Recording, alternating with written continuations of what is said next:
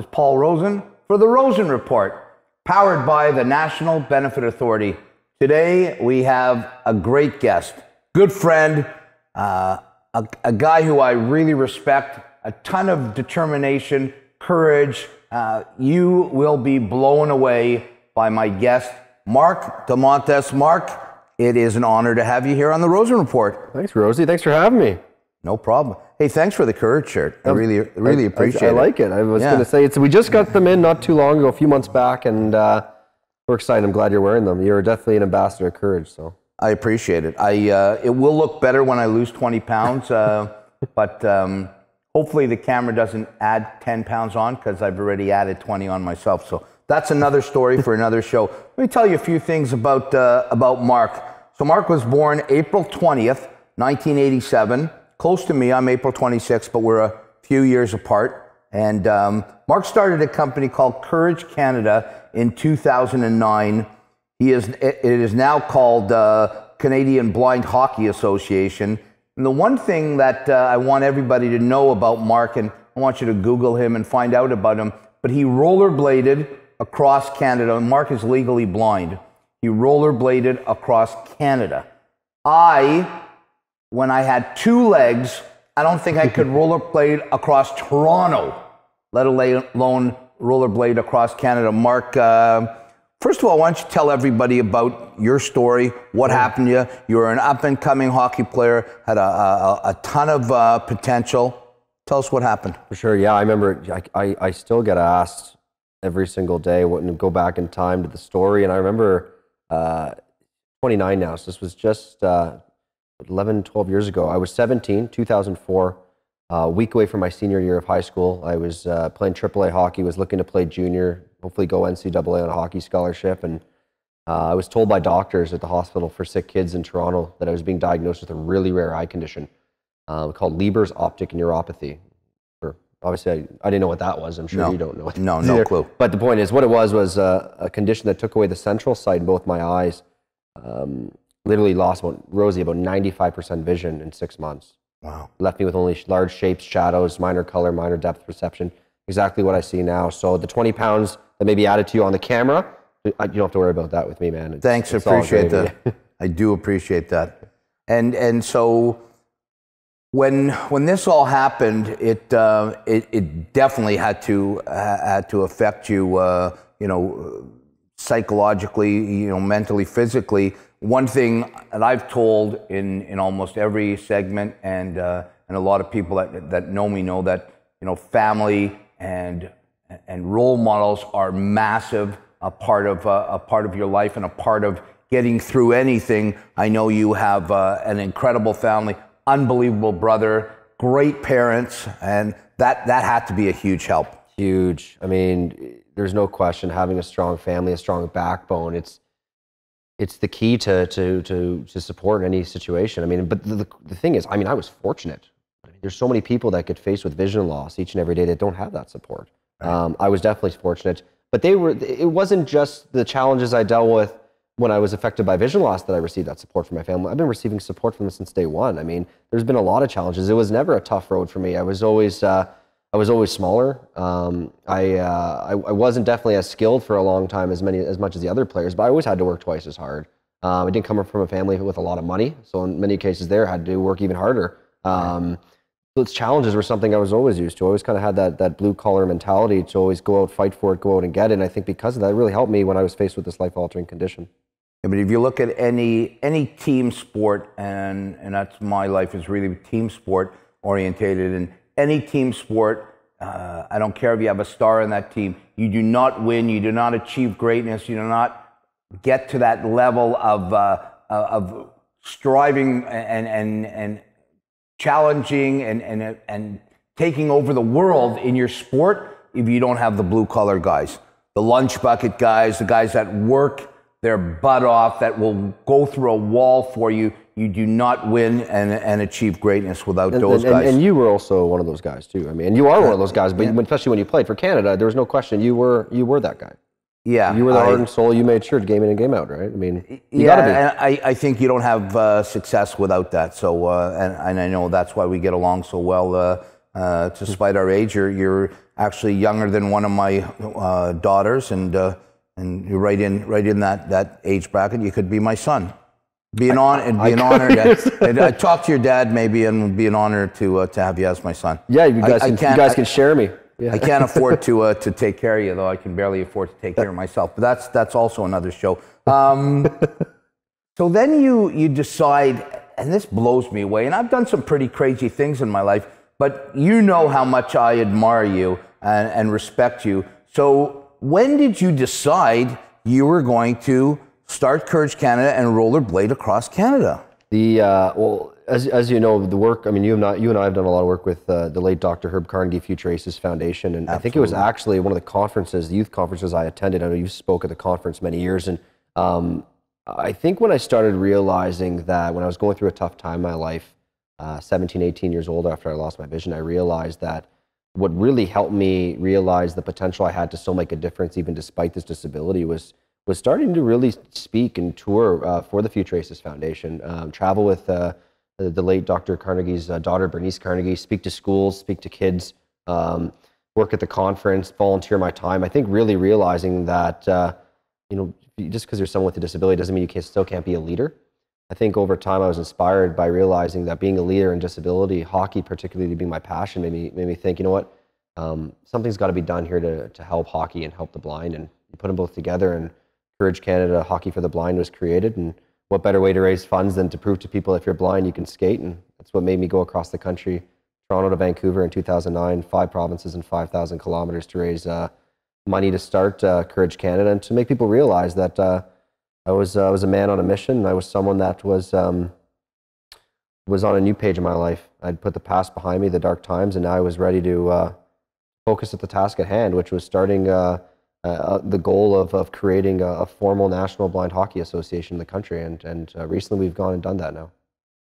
Yeah, 7 years later, but we did it. It doesn't matter. It's incredible. And you talked about the late Herb Carnegie, an incredible man who overcame an enormous amount of adversity. One of the first African-American hockey players to play hockey at the professional level. An inspiration, lost his sight and started the Future Aces. His daughter Bernice, which you're talking about, I just saw her a little while ago.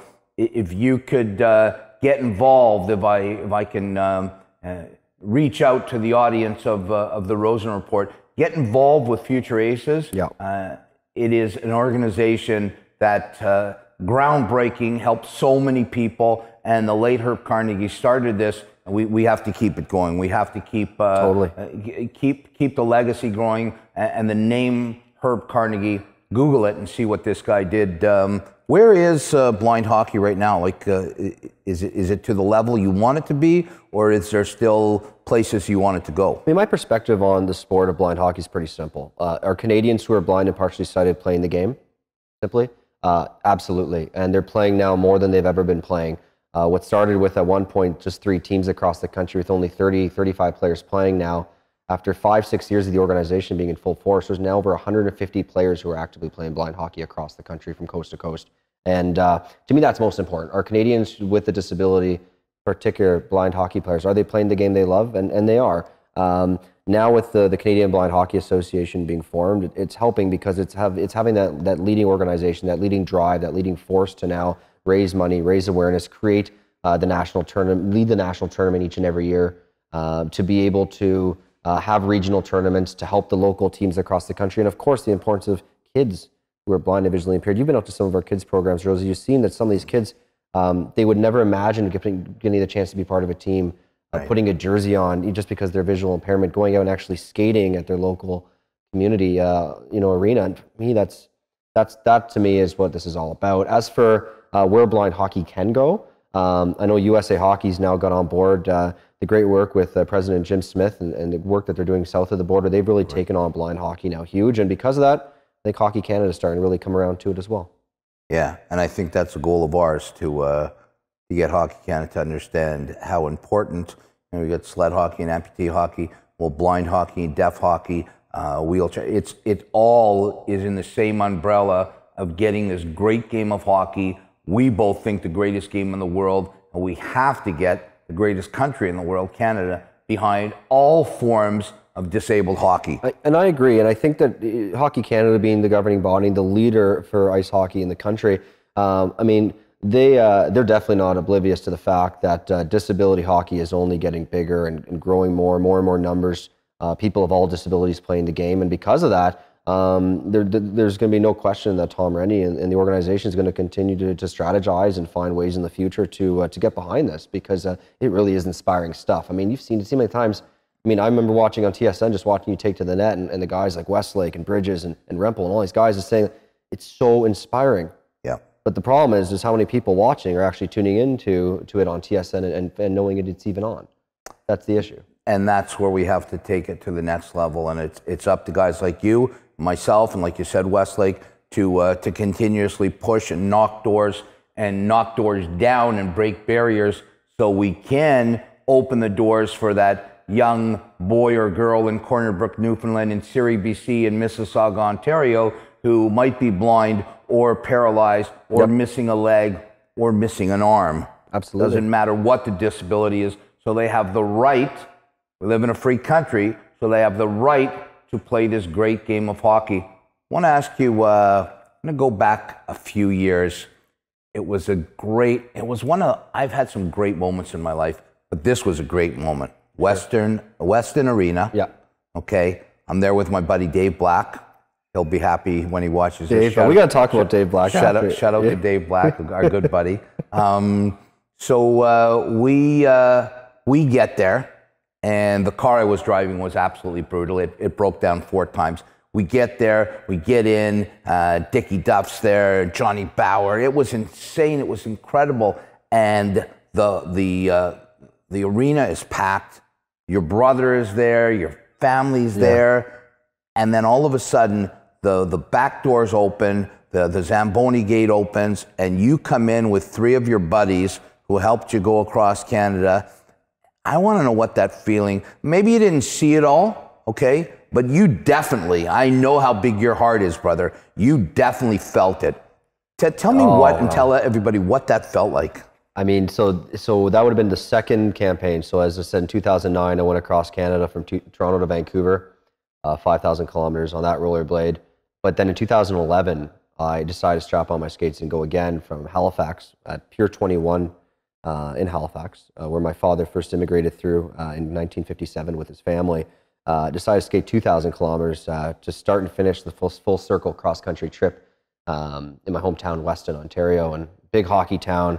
I remember that day like it was yesterday, and it was, I think the feeling that I can say at the end of the day, no one will ever fully understand the feeling that I had and what it was like when I did come home, you could call it, and in a full circle finish what I set out to finish. I think the biggest feeling I always say to people is, I mean, I'm sure you've dealt with this too, Rosey. I mean, people doubt you no matter what. They'll doubt you. They'll doubt you based on your culture, your ethnicity. They'll doubt you on the color of your skin, whether you have a disability, whether you're socioeconomically subpar, whatever it may be. They will doubt you. Yeah. There was a part of my life where I actually doubted myself. I mean, truthfully, there was a part of me that I turned my back to the world. I'd gained like 240 pounds. I was healthy. I was drinking. I was doing all sorts of stuff. And I think for me, when I realized when I made it home, when it did come full circle and I went through that Zamboni doors and the floodgates open, I felt like not only was I starting this new chapter in my life and the whole idea behind Courage Canada and blind hockey being born, for me, it was this self-actualization of realizing that I'm home. The guy that I once was before I lost my sight. The guy that the guy I always wanted to be, the guy I strived to be, the guy that didn't let anybody tear him from who I am and the disability. So the feeling was really a feeling of finding myself, but realizing that no, I actually did do it. I did it. Yeah. And that feeling, and you know this, the feeling when you actually go and do something that you said you're going to go and do, only you know how awesome that feeling is. No one else ever sees that. I remember every person along the way that said to me, "Good luck, buddy, you're not going to make it." Even a construction worker in the prairies, just somewhere in Regina, just out of nowhere. But it's just like, thank you to all those people. Yeah, appreciate it. Without them, I wouldn't have made it. And it's funny that you say that, because I think anybody that's achieved greatness, that had a disability, they have that moment, that aha moment. I had it when my back was up against the wall, and I thought, there's no way. What am I doing? And then you realize, what am I doing? I'm doing what I'm supposed to do. I'm supposed to kick that wall down. And, you know, on behalf of Mark and myself and all the people that have overcome so much in their life, I'm looking out at you guys, maybe who are, you know, on your computer right now watching the Rosen Report with Paul Rosen and Mark DeMontis, and maybe you don't think you can do it. Maybe you think you've reached that last end of the rope. Your back's against the wall and you're done. I am telling you, Mark is telling you that you can do it. Not only can you do it, you will achieve greatness if you feel in your heart and believe you can do it. And then every single person that told you you could not achieve greatness, you will be able to, in your mind, you don't have to go back to them, as Mark can probably say, you don't have to go to that guy, that construction guy in Regina and tell him, hey, brother, I did it. No way. He knows in his heart, in his mind, his family's mind, that he did it. And to every one of you that is struggling right now, I'll guarantee you that look at the two of us, okay? We are nothing special. What we are is we do not quit. We do not give up. We turn opportunities, we turn obstacles into opportunities. Everything in our life, every day, is an opportunity. I had to get that off my chest. No, it's good. I'm just thinking, I'm like, it's funny because a lot of people who, I'm sure a lot of folks who are watching, I mean, in general, there's a lot of people who get told this each and every day living with a disability in this country. They get told, no, you can't do this, you can't do that, you can't go to a job, or you can't have a family, or you can't get married. And I sit there, and this has come from someone just like yourself who was once able-bodied, right? Whatever that even means anymore, but was once able-bodied and saw the world and persons with disabilities as something so foreign and so different than something we've ever been used to growing up, right? Which I'm sure we can both relate to. But the reality is, yeah, I mean, it's one of those things you actually don't realize the disadvantages, the circumstances, the challenges, the constraints, the barriers, the problems out there for people living with a disability until you or someone you are directly impacted by in your life is faced with this adversity. And that's not right. We shouldn't have to wait till someone's affected by disability in order to create change. We should create change now. And that goes to everyone watching. And that's what you do, Rosey, every single day. Well, it's a platform like this that makes people realize, like myself, and yourself, to inspire people with disabilities watching to say, go out and do it. Go do whatever you love to. I don't care what it is. I don't care what your passion is. You don't have to win a gold medal. We've talked about this before when we've been together. You don't have to win a gold medal, but you have to continue dreaming. You have to reach for the stars. Now, what's on our shirts right now, courage, that's what it's about. You know, in the words of one of my favorite bands, the Tragically Hip, you know, courage. And that's what the band, Gord Downey and the guys in the band are going through right now. If you have courage and you believe, you can achieve almost anything. This is Paul Rosen for the Rosen Report. We'll be back after these messages. The National Benefit Authority helps people with disabilities receive the disability tax credit from the Canadian government. We navigate all obstacles with you to determine your eligibility and position you best for a successful 10-year retroactive claim and receive up to $20,000 for an adult and $50,000 for a child. The National Benefit Authority went back 10 years and got me money I didn't even know was mine. Get the money you deserve. Call us at 1-855-456-6688. Let's talk hockey for a second. Let's talk. I'm always down to talk hockey. We both live in Toronto. We both live downtown Toronto. If you're downtown Toronto and you bump into a one-legged, bald-headed guy, or you bump into a guy that's fairly short, I can say that, and is visually impaired. That's not I didn't bump into you purposely. Yeah, no, he didn't bump into you purposely. But Mark, Rosey, you can talk to us about anything. Absolutely. Hey, Rosey, Mark, I saw you on the Rosen Report. Absolutely, we'll talk to you about anything. But hockey is a great passion of ours. You're a big Leaf fan. Die-hard Leaf fan. I'm a huge Chicago Blackhawk fan. I've been very fortunate in the last 10 years to have 3 Stanley Cups. I played left wing for the Hawks. To follow the team that won 3 Stanley Cups. You now, Mark, at 29 years old, have an opportunity. This team is going places. This team is exciting. How good do you feel? I feel pretty good. You know what? I think the biggest thing now is when I was a Leaf fan growing up as a child in Toronto. I mean, just to paint a picture, I grew up in the 90s. So I grew up around when the 92-93 Leafs were at its all-time high at that point. Obviously Felix Potvin, Doug Gilmour in those times. I remember what I remember about the Leafs, and the first time I was ever really introduced to the feeling of losing was when the Pride of Brantford, Ontario, Wayne Gretzky put us out, and there was a whole issue with Carey Fraser and Dougie and the missed call. And for me, that all taking place in Maple Leaf Gardens, for me, that is the Leafs. That's what I remember as a child. I remember the feeling of a team going deep in the playoffs, a feeling of a nation being behind a team. I think for so many years, and I've always been a Leafs fan. I can proudly say that I will always be diehard, and I'm not a bandwagon. God bless you. But what I can say is I miss those days as a kid. I miss those days where the city really knew about the team. We really cared about every game. I mean, you go back in the 90s, any player on that team, I mean, if they went for breakfast the next day at any restaurant in the city of Toronto, insane. It'd be crazy. People would be going up to them like the rock stars in the city. Now, absolutely. If the Leafs went, a lot of the players in the past 5-10 years came out any city, no one would know who they are. I want to ask you a question, Mark. Get a little serious now. We've had a good talk, but I want you to go now at 29 years old, and I want you to go back to the 15-year-old Mark DeMontis, and I want you to tell Mark what you would tell him if you had him sitting beside you. Rosey, no one's ever asked me that. That's such an amazing why question. It's the Rosen Report, brother. That's the Rosey Report. Yeah. What I would tell that guy is, it's funny because what I would probably say to that guy is, don't be so blind. I know it sounds crazy, but I would say. But listen, and maybe for a guy somebody doesn't know you. For a guy that doesn't, for someone myself now who's visually impaired, I'd probably tell that kid at 15 who was sighted, don't be so blind to the world. Every single day when I was 15 years old, the world would pass me by, and I was so caught up in the game. I was so caught up in trying to be the best I could be on the ice, trying to be the best I could be in the classroom, academically, scholastically, best extracurricularly, being student council president of my high school. I was so caught up in me. Right. I think I was talking to my mom about this the other day.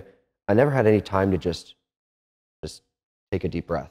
Look at the world. I was blind to the world. And I have more, it's funny, I have more vision now being someone visually impaired than I did when I was 15. But that's also being 15 years old. But the point is, if I had to give myself the biggest advice is open up your eyes. And that goes to any 15-year-old or anyone in their teenage years watching. We forget, because we go each day, we live in this world where we go through the motions every single day of what's in our lives. Right. There's a whole world out there with your name on it. Have options too. And I did have options, I think, for me. I said if hockey wasn't going to work, my dream of being a professional broadcaster in hockey would be. And funny how life works, right? Absolutely. Absolutely. Man, I knew you were going to be phenomenal. You always are. You always give your heart and soul. What an incredible Rosen Report. Thank you, Mark. I appreciate it. The Rosen Report is powered by the National Benefit Authority. Now, Mark, you have a seatbelt, I think, on your... Do you have a seatbelt there? Check to see if you have a seatbelt there. It's an imaginary seatbelt. Oh, yeah, I'm buckled. Sure, Strap it on. I'm buckled up. Strap it on, because it's rapid fire, baby. The most exciting part of the Rosen Report, rapid fire, is powered by the National Benefit Authority. Mark, you are ready. Let's go. Favorite movie? Youngblood. Youngblood? Definitely. Wow, I haven't heard that, man. Peter Zezel. Keanu Reeves. All right, cool. You went there. I didn't go there. Favorite restaurant? Wayne Gretzky's. Okay. Just because I started my career You worked there. You started your career there. Absolutely. Had me on the show many times. Yep. Your first pet's name? Coco, dog. Coco. Kind of dog? Poodle, white poodle. Ooh, Lost poodle. him to cancer as a kid. The first time I ever realized the feeling of losing a pet. All right, I'm sorry about that, but I'm not a big fan of a poodle. There you go. I'm a Rottweiler guy. First car? Never had one. You never had a car? No. You really want me driving around? No, but hey, Just saying. 16, you could have. 16. I think I borrowed my brother's car, actually. Okay, what kind of brother's car? I think he had a like a silver Ford Explorer, maybe. I don't know anything about cars. Okay. I never did. All right, never fine. will. No problem. I had a 1967 Dodge Polara. Brutal. Good year. Yeah, no, it's a terrible car. Maybe good year, terrible car. Favorite band? Tragically Hip. Beautiful. Yeah. Love it. Yeah. Favorite country?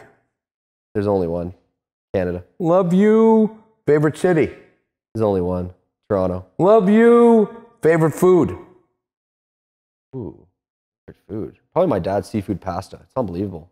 I have never had your dad's. You got to come over. Come over to Weston. I'm coming over. Come to the house. You know what? We're going to take a cut between 8 and 9 in rapid fire. I'm going to come over, and I'm going to come over with Dave Black. Our good buddy, Dave Black, lives in Western Ontario, is an unbelievable guy. He is 62 years old now. I started umpiring with Dave. He was probably about 260 pounds. He's lost probably 70 pounds now. And what not many people know about Dave Black, it's actually phenomenal. He is still playing goalie. I play men's league hockey with him every week. Yep. But the one thing about, I mean, he was one of the first original black hockey goalies in the city of Toronto. He came out of the St. Michael's school movement back in the day. And he's taught me so much about life, Dave. He's just an amazing guy. You have to bring Dave. You have to. Absolutely. I love Davey. You have to. And Dave played goal and went to St. Mike's when it wasn't easy to be African-American at St. Mike's Academy. That was a tough one. Okay, we'll go to favorite sport.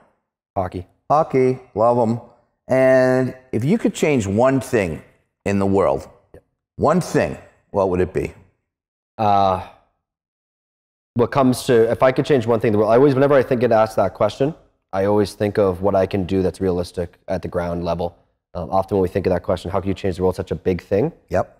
At the ground level, the biggest thing I can do is by myself living each and every day with the example of never judging a book by its cover. And I think that the world can do that. It'll be a hell of a book. Fantastic. You know what? I'd read the book. Rob, Blind Mark won't be reading the book. I may have to get Dave Black to read it to me. I couldn't read the book to you, but Dave probably could read the book to you. There'll be a lot of laughing. There'll be a lot of laughing in the book. Dave, I know you're going to watch the Rosen Report. That's for you. Oh man, what an incredible show! I had an awesome time, Mark. This is Paul Rosen for the Rosen Report, powered by the National Benefit Authority. Have a great day.